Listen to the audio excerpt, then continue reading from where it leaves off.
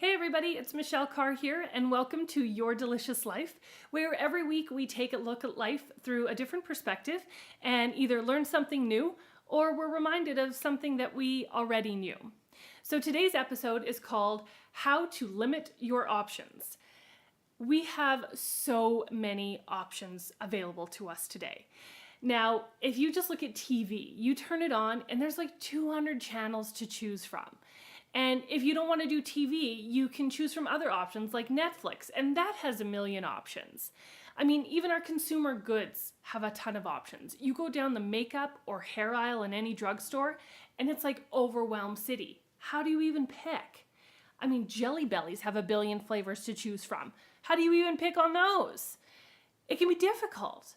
And that's what I want to give you guys some tips on today. Now, a few months ago, I wrote a post called Managing Multiple Advisors, and it was all about how to take advice and manage that when you're getting it from a lot of different resources. And one of the things that I talked about was measuring it against your goals or your definition of success. And I think that's really step one in limiting our options. You have to know what it is you're trying to achieve so that you can make a plan and see if what someone is giving you advice on is going to work, or to see if those other options that are available to you are going to work. So let's take clothing, for example. Let's say you wanted to maybe go out and get a couple new pieces for summer, and you might look at it and go, okay, my core value or the thing that I want to focus most on here is a good deal, good price. So that would lead you in one direction. If you want to have, let's say, a goal of getting all Canadian made clothing, well, then that might take you to some different stores, but the goal is to find something that's made by a Canadian designer.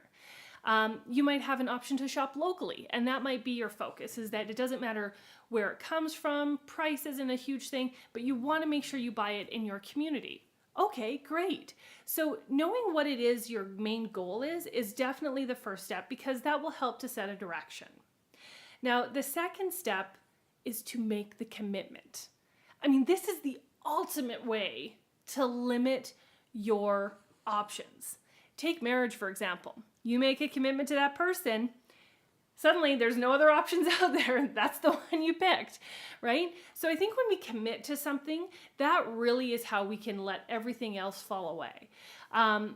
I like to joke that I wish that someone could say to me, oh, Michelle, you can only ever shop at like Indigo and Kate Spade and of course Stella and Dot for the rest of your life. Okay, sounds good. I mean, I feel like I could probably buy all my clothing and all of my house goods, and I'd buy lots of books, all from those places, because those are stores that I love. But I don't know if I would actually necessarily want to have that option only for the rest of my life. But it's sort of fun to think that way. But if that was true, I wouldn't have to worry about any other store in the mall. Those are the only ones that I would go to, right? So you see how limiting the options can easily be done when we commit to something. Now, the other thing is to accept that there are other options out there. Now, once we've made a commitment to something, it can be hard because sometimes we think, oh, but this one offers this thing, or this store is having a sale right now, or this thing does that thing, or whatever it is. And you think, oh, did I make the wrong choice? Did I commit to the wrong thing? But you have to work something through, and you have to go through the process of trying things out to really know that. Now, here's an example of like burgers. Let's say you love a gourmet burger with like handmade bun, house-made sauces, fresh locally sourced beef or whatever it is. And you find this restaurant and you love it and you're like, yep, this is the burger that I'm going to eat. And they think, oh, but that other place is making burgers like that. Oh, and there's another one. Well, they might make other great burgers, but you also have to think of it as, well, what if they put some spicy aioli sauce on theirs that you don't like, right? So maybe the grass isn't greener on the other side, but maybe it is. Either way, you have to accept that that's a possibility. You have to accept that there's other options out there, whether they're good or bad, but remain committed to what you've decided to do. Now, two things that for me that I've gone through this with are platforms for websites. I have some really exciting stuff coming up. I'm updating the website and I've got a new course that's going to be coming out soon. And as I was going through the process of building and creating these, there were a lot of options available. And I had to figure out what was going to work for me. And there's lots of great information. There's lots of amazing experts out there. I mean, I think I probably had maybe 3 or 4 emails from people that I trust and look up to in the online world about different ways to do courses and different ways to deliver. And eventually I just had to commit to something and pick it and go with it and accept that someone else's way of doing it may be better, it may be worse, it may do something else that the one I chose doesn't do, or it may not. But I committed to this one and I'm going to see it through. The other time this can happen is with gurus. So let's say we go to Chapters or something, and you go and you stand in the aisle for, let's say, business or self-improvement or anything, history, whatever it is. And you think, okay, well, which book am I going to choose? Well, there's lots to choose from, and they all have excellent points and excellent experience and good ideas. But eventually you have to pick one and read that one. Now, I will say I'm certainly a proponent of, researching lots of different options and looking at things, but there are times when we just have to commit to one thing and see it through. Now, there is a caveat to this.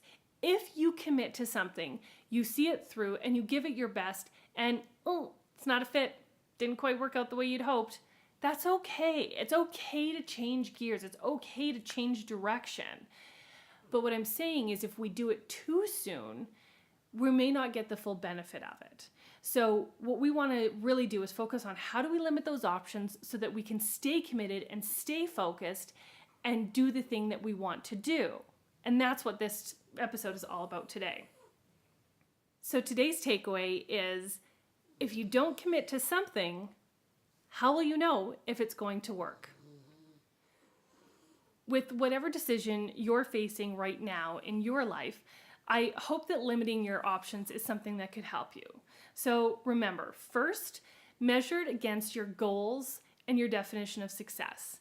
If it's aligned with that, that's the first and most important step. Number 2, commit to whatever decision you make and see it through so you'll know if it actually works. And 3, accept that there's other options out there. Yes, there's going to be grass on the other side of the fence. It might be greener and it might not. Just accept that it's there, but stay focused on what you made a commitment to do. Thank you, everyone. I hope you have an amazing week. Of course, I always love to hear your thoughts and comments below, so please leave them behind. And remember, if you're not already signed up to get the weekly episodes right to your inbox with some extra stuff from me, please be sure to do that. Just go to the website at michellecarre.com and sign up, just your email and your first name, and that's it. Thanks, everyone. Take care and enjoy a delicious life.